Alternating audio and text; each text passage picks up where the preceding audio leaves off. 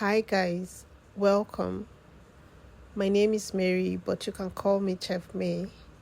I am a Cross Riverian, and you know what they say about Cross River people?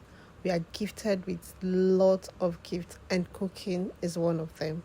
In today's video, I am about to show you all how to make one of the most popular dish in the world, Nigerian party jollof. Trust me guys, a party isn't a party without this dish. And today, I am about to share with you my secret that has worked for me countless times. Without wasting too much of your time, let's get started. In a hot pan, go in with some vegetable oil and let it sit for some minutes. Guys, please take note of this. It is very important. I don't know how to say this, but it is very important. The type of rice you use for your jollof has a big role to play. If you don't go for the right type of rice, your jollof rice is going to come out very messy. It's going to come out soggy. Like some parts is going to be soft, some parts is not going to be soft. So personally, I use big bowl, and I will advise you go for big bowl.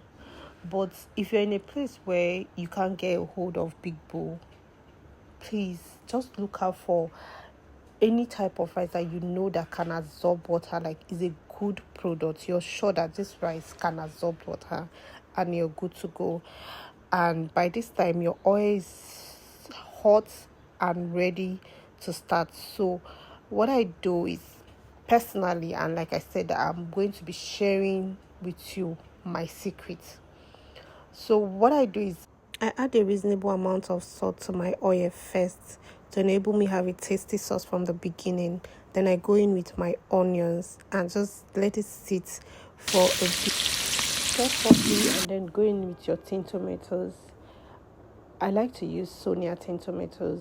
Sonia is amazing. Like, I love the color. It's not slappy. And please guys, don't forget to always mix your tin tomatoes with water. Like, mix it into a very light paste before going in with it, because you don't want to go in with your tin tomatoes directly. It will fry fast and it will still be very slappy. So always mix it into a very light paste before going in with it. And this is how you know if your tomatoes is properly fried or not. Just scoop it out of the pot with whatever you're using to stir, and if you can still see it's bubbling just like this, then you're good to go. At this point, you can now go in with your pepper mix. And my pepper mix is usually a combination of shombo, tatashi.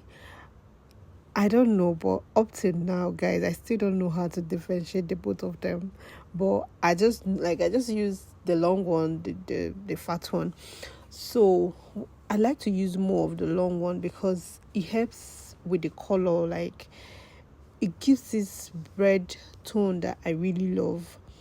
And then the fat one here, basically to just help thicken your sauce and all.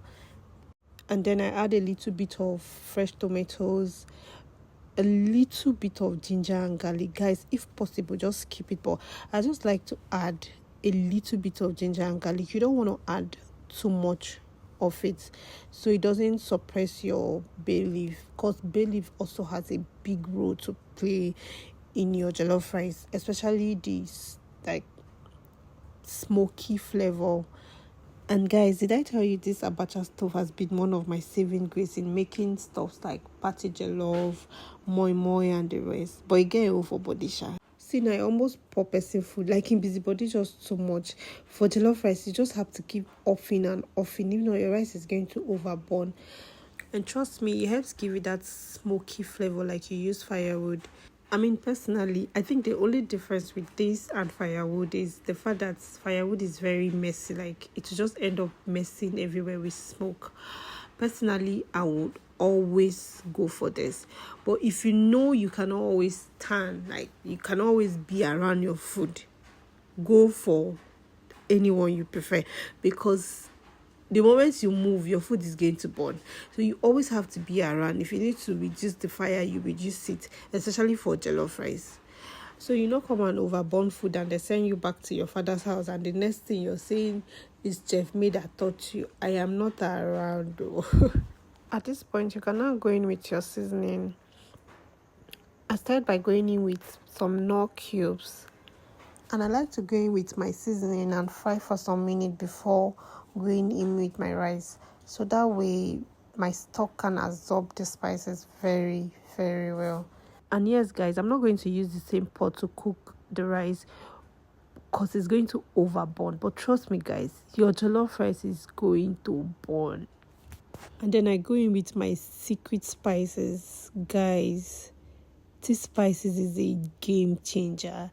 It's going to elevate your jollof rice color from 50 to 100.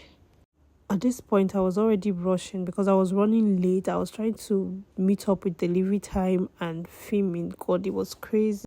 Then I went in with my all-purpose seasoning. At this point, I was already begging God to please help me meet up my delivery time, because there's nothing I hate as not being able to meet up with my delivery time. And then I went in with some thyme, bay leaf. I fried properly for some minutes before going in with my washed rice. Guys, I said washed rice, not pre-boiled rice. You're going to wash that rice consistently till the water runs clear. Make sure the water runs clear. If not, your rice is going to come out soggy. I repeat myself, wash that rice very well with some salt before adding it in. If you have to wash it 20 times, make sure the water is clear before adding it in. And then you're going to fry this on high heat. Guys, fry it on high heat for some minutes. And always make sure that there's enough stock for your rice. I see some people even take out like some amount of stock before adding their rice so they can pour it in later when their rice is ready. But me, I always use enough stock so it always come out very juicy. So you don't have to like reduce stock and then add it much later. Just make sure you're using a lot of stock. Like, then you keep frying. Like, you fry to a point where it looks like the rice is looking very dry, like it's completely dry. That also helps with this smoky flavor. And then if you need to add more rice, you can add. I like to add my rice batch by batch, so I don't end up having too much rice for the sauce. And then I just keep frying. Just make sure you fry your rice till is coming out one. Like, just keep frying on high heat, because this also has a very big role to play in the like in giving your rice that spicy, smoky patty jollof, like that's patty jollof flavor. And then I went in with my meat stock. Guys, please always filter your meat stock before adding it. If you add it like that, like, it's going to mess up your water. Stir properly and then go in with some more water. You don't want to add too much water. You just make sure the water is just on top of the rice. Like, it's not too much, it's just on top. And then you can start tasting now. Just make sure your spices are okay. If you need to adjust, if you need to add in more salt, if you need to add more thyme. And this is the part where I like to add my curry. I usually don't like to add it with other spices to the sauce when I'm frying. I just like to add it now, like one of the last thing I add to my rice. And then I just stir properly. I just make sure that everything is balanced, like the salt, especially for this rice, guys.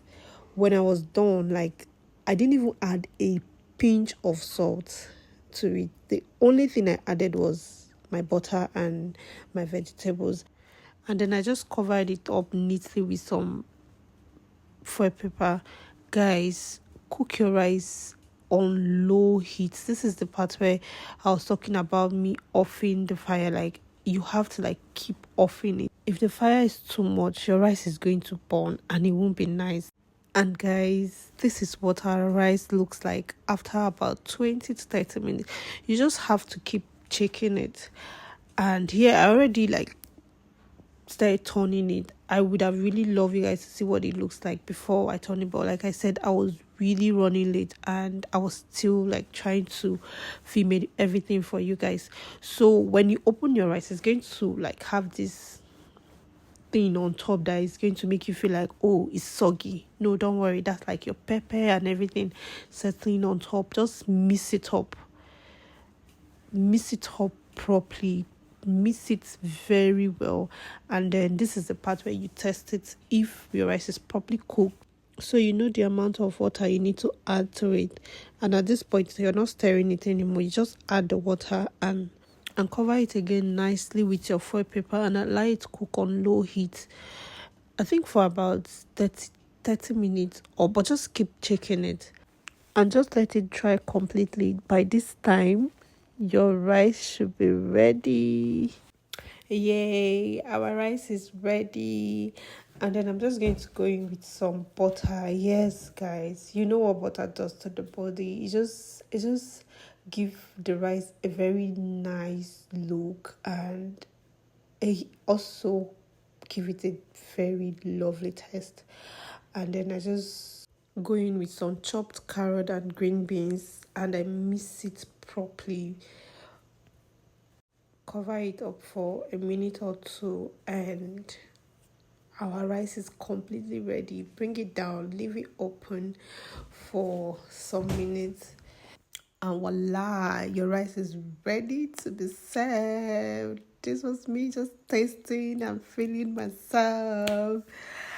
And yes, guys, if you've made it this far and you find this video helpful, please like and share, because you need to see how much I was working like a mad woman yesterday trying to meet up with my delivery time and also filming for you guys.